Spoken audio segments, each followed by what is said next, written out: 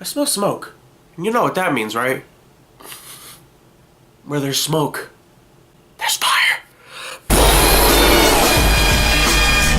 Hey everyone, wow, what kind of video is this? Well, I'm starting to branch out a little bit, and I decided that a video on the current discussion between MGK and Eminem would be a good idea, so here's my thoughts on it, on a segment I like to call The White Idea. Sorry, no, that is really racist. It's my opinion. Now, the first part of this video is going to be more of a genuine reaction of both disses, and the second part is going to be a more thought-out opinion of who I think won the aforementioned battle. Now, I'm not going to waste time going through the background of how this diss and beef started. If you don't know, which not many of you probably don't, just go look up the song Not Alike by Eminem from his album Kamikaze. It's a good song, but that's where it all started. MGK fired back with Rap Devil about a week or two later. And I'm going to go ahead and take a look at that one. So let's get started with Rap Devil. Sounds like an Eminem type beat already. He's eating fucking cereal, what? Oh my god, Ronnie. Hey, somebody grab some clippers. This fucking beard is weird. Tough. I don't know if I like where you're coming from right now. Yeah, I think my dad's going crazy. Yeah, Haley, you right. Hold up, that's a good song. Don't be dissing Dad's Going Crazy. The Eminem Show's a fucking solid album, except for Drips. Really, fuck Drips. With a black shovel like the Armageddon. When the smoke settle, his body next to this instrumental. I'm saying, I'm sick of them sweats. Alright, that was alright. So let's talk about it. Just manage yourself and now tell me, what do you stand for? What? I know you can't stand yourself, bro. Trying to be the old you so bad, you stand yourself. Let's leave all the beef at 50, please. Damn, you're pushing 50. Why you claiming I'ma call Puff when you the one that called Diddy? Facts. Then you went and called Jimmy. Facts. They conquer old age. The real Slim Shady can't stand up. I'm sick of them sweats. That seems a little too easy, but I'll give it to you. Hello, Marshall. My name's Colson. You should go back to recovery.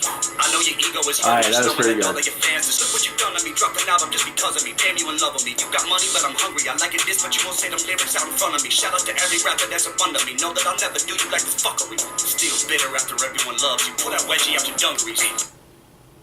He didn't make an album because you don't flatter yourself. Your face, I'm an asshole. Oh my god, Ronnie. The fuck is that? What girl is in the background going, oh my god, Ronnie, that's retarded. Don't do that. Don't do that. You know you get nervous, rabbit. I see mama spaghetti all over your sweater. I wish you would lose yourself in the record. Hold up. 8 Mile was a good movie. Nah. No matter what you think of Eminem, 8 Mile was a good movie. Don't fuck with me with that. I like that. It was a good movie. I'm 6'4", 7 punches, hold your head still. Last time you saw 8 Mile was at home on a treadmill. You were named after a... Alright. That's a good diss, but it's just inaccurate. He lives on the 8 Mile in Detroit. Come on now. Candy, the dude to me when he realizes that it ain't shit he can do to me. Everybody always hated me. This isn't anything new to me. Yeah, there's a difference between us. I got all of my shit without Drake producing me. I know you're not used to me. Usually one of your disses should ruin me. Alright, I got something to say to that. Hold up. Maybe call Kim. I'm sick of them sweatsuits and corny ass. Calling Kim ain't gonna do shit. You know, Eminem already said enough about Kim. Kim's probably already lyrically murdered. He ain't gonna do shit. Just saying. Let's talk about it. I'm sick of you being rich and you still mad. Let's talk about it. All of us single dads from the Midwest, we can talk about it. Or we can get Billy, I'll size up your body and put some white chalk around it.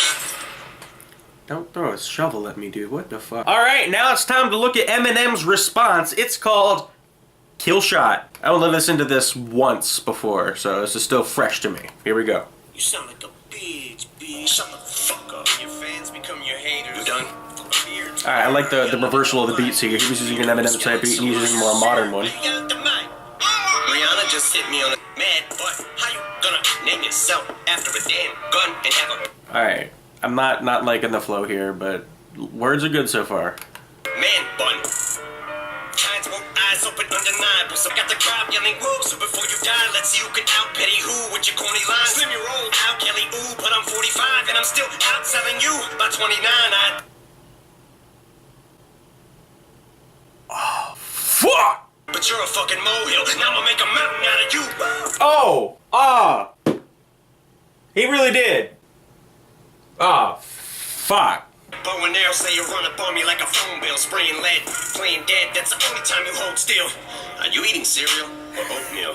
What the fuck's in the bowl, milk? Wheaties or Cheerios? Cause I'm taking a shit in them, Kelly, I need read. Oh, Em, come on now. Listen, I don't know what it is, but he has a freaking love of poop-based lyrics at this moment. Like, it started in Revival, and the song Remind Me.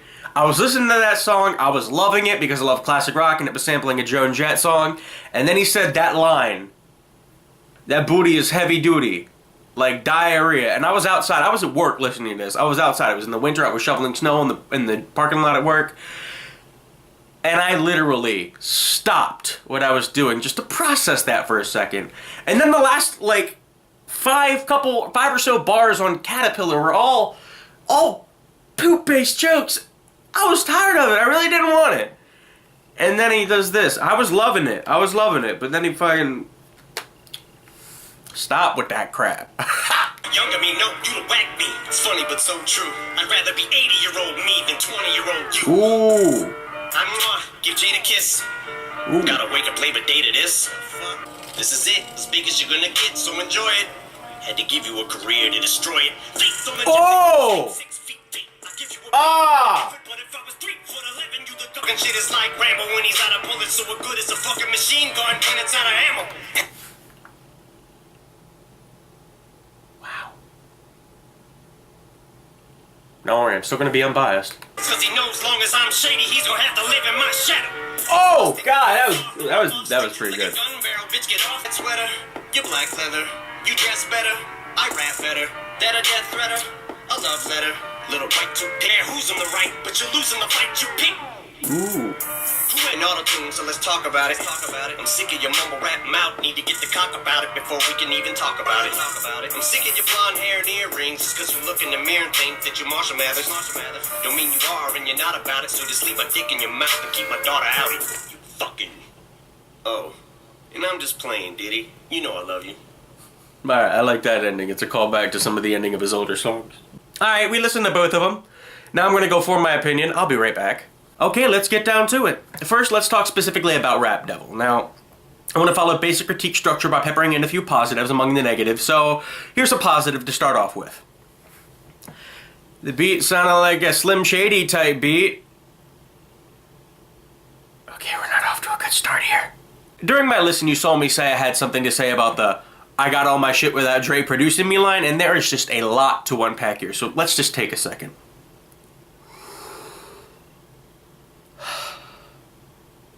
Okay. While you're technically correct that Dre did not produce you, you owe a hell of a lot more to Dr. Dre's production of Eminem than you think. See, back in the early 90s, when rap was still heavy into gangster rap, there were very few white acts that were actually accepted by the community at large. Let me be clear here. When I say accepted, I mean not hated by the majority, so Vanilla Ice is not one of those. I can only think of the Beastie Boys back then. Everyone else was pretty much pure novelty. I mean, even the Beastie Boys themselves were kind of more of a novelty role than a legitimate group. But then Dr. Dre came across an EP by a rapper that had struggled to break through at this point. I mean, he clearly had skill, he just hadn't quite hit the mainstream yet. Dre changed that by bringing Marshall Mathers into the public eye. Now, his backing of a white rapper back then may have been shocking to some due to his history, but it became so important to future artists in the genre. While the Beastie Boys were white, as I said, they were still somewhat novelty. Eminem wasn't. He may not have been the first white rapper, but he absolutely legitimized the idea of one. He also opened up the culture to many people who might not have been familiar with it before, given it a chance. So no, Dre did not produce you, but you were a product of his by proxy. With that out of the way, this was a pretty good diss. See, most people usually come at Eminem seemingly unprepared, but MGK seemed like he had composed himself for the most part with this song. The flow was really good, and while some of the lines were relatively weak compared to others, he still hit pretty hard. The rest of the internet seemed to agree too, because after this was released, most people lauded MGK as already having won the battle. Now, I don't know if this is due to it being cool to hate Eminem now, or if it was actual quality, but people seem pretty content to give MGK the W for his nearly 5-minute response to a few lines on an equally long song. Wow, that seems like a little bit of overkill. But then Eminem broke his silence with Killshot. At the beginning, I noted how I enjoyed the beat differences. MGK was using a beat you'd normally hear Eminem rap on, and Eminem was using a beat that wasn't normal for him, but was pretty standard for everyone else. And Eminem hit hard. See, he came up as a battle rapper, so he obviously knows what he's doing. And when he hits, he hits. But when he misses, it's a flat-out miss. The fact is, Eminem was and is a force to be reckoned with. But it's hard to retain that title. Every artist has ups and downs, even the most prolific ones. And at the risk of being crucified by the internet, I'd say that even the GOAT rappers that aren't with us today might have made at least a few missteps had they had the chance to survive for a full career. It's just not possible to have a perfect run because all of us are imperfect. And the public view often changes as well. Music was just more accepting in the early days when Eminem was coming up.